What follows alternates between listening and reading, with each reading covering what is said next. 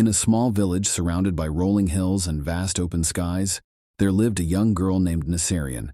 She was curious and adventurous, always exploring the world around her. But there was one place she loved most of all: the river.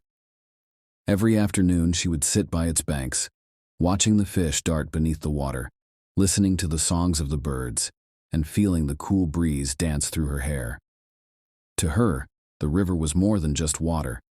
It was alive, a friend that whispered secrets in the wind.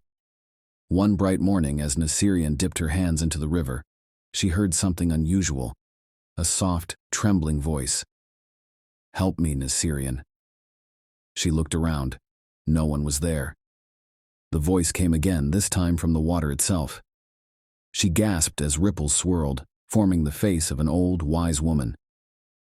"I have watched over this land for generations," the river spoke, "but I am growing weak. My waters are polluted, the trees that shade me are vanishing, and soon I may disappear forever." Naserian's heart pounded. How could this be? The river, her river, was in danger. As she listened, the river shared its memories.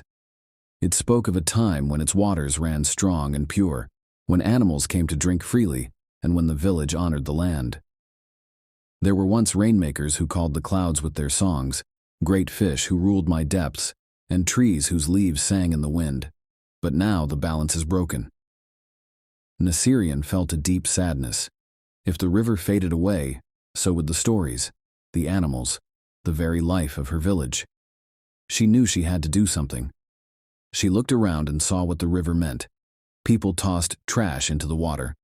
Trees had been cut down for firewood. The animals that once played along the riverbanks were gone. If nothing was done, the river would soon be nothing but a dry, empty bed. Determined, Naserian ran to the village. She told her friends about the river's warning, and together they began to act. They picked up trash, planted new trees, and reminded their families to respect the water. But not everyone believed her. "A talking river," some scoffed. "She's just a child." Still, Naserian refused to give up. She kept working, hoping that one day the village would listen. Then the worst happened. One morning, the river was gone. The water had dried up completely. The once lively banks were cracked and empty. Now the villagers could no longer ignore the truth. The elders gathered, their faces filled with concern. The fields were drying, the animals were suffering, and without the river, life in the village would be impossible.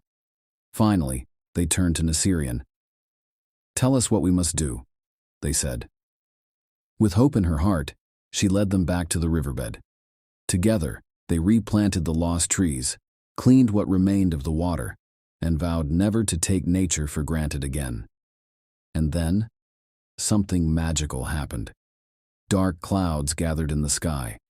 A cool breeze swept through the village, and soon the rain came. Drop by drop the river began to return. The villagers cheered as the water flowed once more, clear and strong. As Naserian knelt by its side, she heard the familiar whisper, "Thank you, Naserian." The lesson. From that day on, the village never forgot. They cared for the river as they would a loved one, passing down its stories to their children, just as it had been for generations. And as for Naserian, she had learned that no matter how small you are, your voice can bring great change.